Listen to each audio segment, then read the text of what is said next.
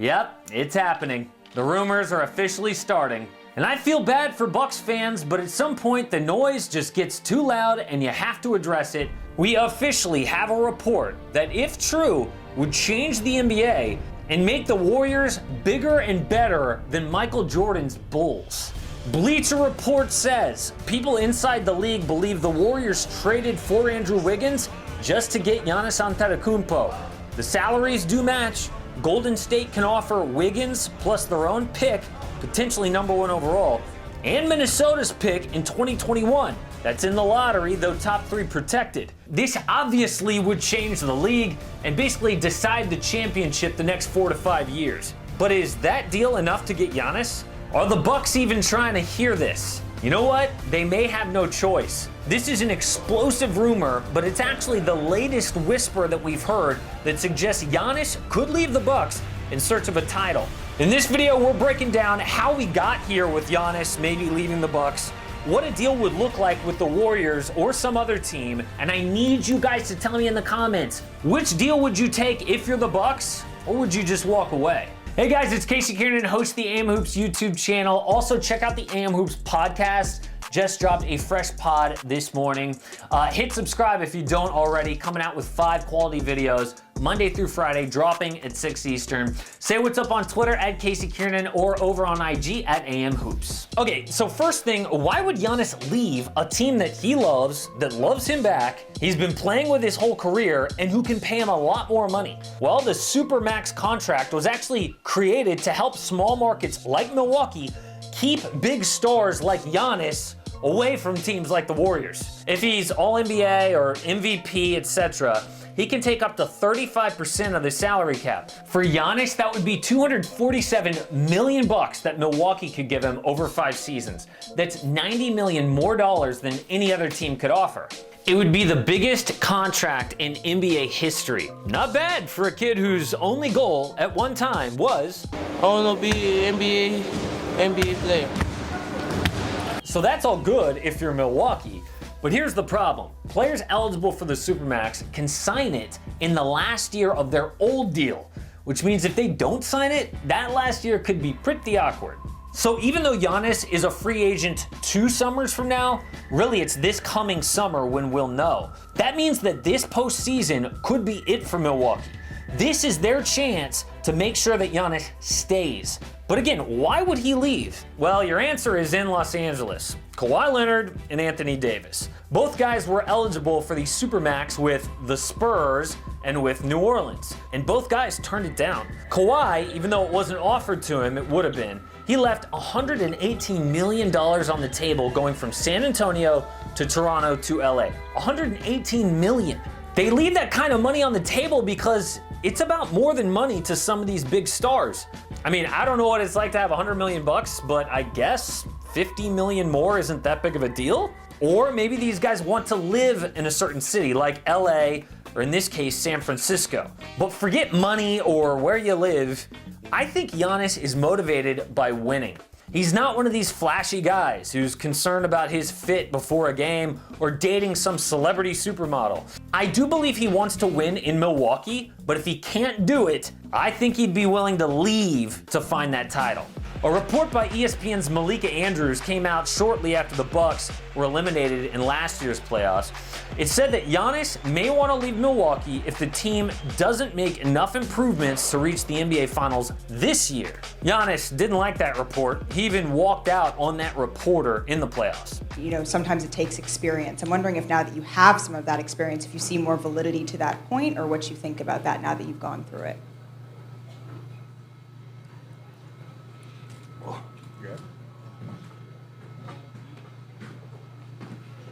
Just about experience. Awkward. Then there was the Harvard Business Journal who quoted Giannis. They said that Giannis said, if they don't win a title this year, it'll be more difficult to re-sign. Giannis clapped back at that report too, claimed he never said those words. So clearly Giannis doesn't want to be a distraction in all this to Milwaukee like he's seen other superstars be in the past. But a clock is ticking here for the Bucks. If he doesn't sign that Supermax extension this summer, a trade could be in the works.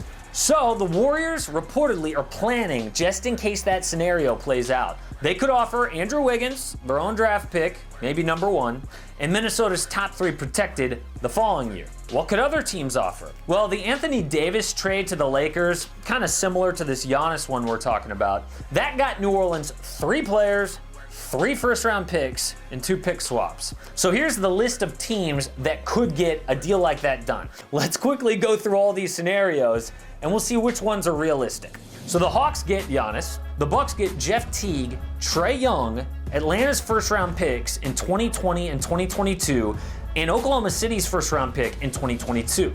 The Celtics get Giannis, the Bucks get Jason Tatum, Marcus Smart, Enes Kanter, the C's first-rounders in 2020 and 2022, and Memphis's 2020 first-round pick. The Pelicans get Giannis, the Bucks get Zion Williamson, JJ Redick, and just 2 first-round picks here because of how valuable Zion would be. The Pellies 2020 first-rounder and the Lakers in 2021. The Thunder get Giannis. The Bucks get Shai Gilgeous-Alexander and Steven Adams, plus Denver's 2020 first-rounder, Miami's in 2021, and the Clippers in 2022. The Sixers get Giannis, and the Bucks get Joel Embiid and 2 first-rounders, 2021 and 2023. The Suns get Giannis. The Bucks get Devin Booker and the Suns first-rounders in 20 and 2022. The Raptors get Giannis, and the Bucks get Pascal Siakam and 2 first-round picks in 2020 and 2022. And finally, the Wizards get Giannis for Bradley Beal, the Wizards first-rounders in 20 and 22, and either Detroit or Chicago's 2022 second-round pick, which is more like a low first. Now, I think if I'm the Bucks, I would prefer any one of those big players mentioned in all those deals over Andrew Wiggins. But the issue here is that Giannis, if he wants to, could undercut all of those deals by saying that he will only re-sign with Golden State. That was the issue for the Spurs and Kawhi Leonard. I mean, why did they only get a pick, DeMar DeRozan, Jakob Poeltl? Because reports said that Kawhi was going to LA either way, and those reports proved true. So if the Bucks don't win this postseason, at least get to the NBA Finals and be competitive, Giannis could want out, and he might want the Warriors. Beyond just this rumor, recently Stephen Curry was seen talking to Giannis when the Bucks played the Warriors. It reminded people of Steph being extra friendly with Kevin Durant while he was still with Oklahoma City. Now, lip readers try to figure out what they're saying here, but Yahoo's Chris Haynes just texted Steph, and this is what he said. Look, all he was doing was giving Giannis his gamer tag for an online game called PlayerUnknown's Battlegrounds. He said he told Giannis, "Come see me on this game. We can team up, do some damage. Let's do it, come on." What? I'm sorry, but if I'm a Bucks fan, that report doesn't exactly make me feel comfortable, even if he's talking about an online game. Okay, but let's just say Giannis does want Steph Curry and not Chris Middleton to be the second best player on his team. What would that do to Giannis's reputation if he refused to sign the Supermax this summer? I mean, we saw how much Kevin Durant was ripped after he moved to Golden State. But what about like Anthony Davis? He demanded that trade out of New Orleans. I think people would definitely boo the heck out of Giannis, and it would be bad in the moment, but I think people would get over it. I mean, just look at AD. Yeah, people made him out to be the villain temporarily, but is anyone saying right now he should have stayed in New Orleans? I mean, maybe outside of Louisiana? Of course not. He had to go to LA to team up with another superstar. And if AD wins a title, he'll be celebrated as a Laker. And for all the people saying Giannis to the Warriors would be bad for the league, as much as they hate to admit it, people love dynasties. College football is hugely popular. Alabama. The NFL has become the most popular sport. Obviously, they've got a dynasty. And when was baseball its most popular in recent decades? When the Yankees were dominating the sport. Is it a coincidence that the Warriors dynasty is paused this year and the ratings have dipped? I don't think it would be bad for the NBA at all if Giannis left Milwaukee. But there is another option that we haven't mentioned yet. Milwaukee could say, okay, we hear your trade request, we're just not gonna honor it. We're gonna let it ride and bet that we win a title this final year. It would be the ultimate gamble, I mean, on one hand, you got the MVP on your team, one last shot to win your first championship in 49 years. On the other hand, you risk letting that guy walk for nothing when you could have brought back a haul and set up your future without him. So let me know what you would do if you're the Bucks. It's a really interesting conundrum, right? At least it's a lot of pressure on this postseason. And again, I think for Giannis, he values winning. Over loyalty, over money, those things are great, but you can't have it all sometimes in pro sports. He'll leave Milwaukee to win a championship if he has to, and that could be to Golden State. Support AM Hoops and click subscribe. Don't miss a daily NBA video.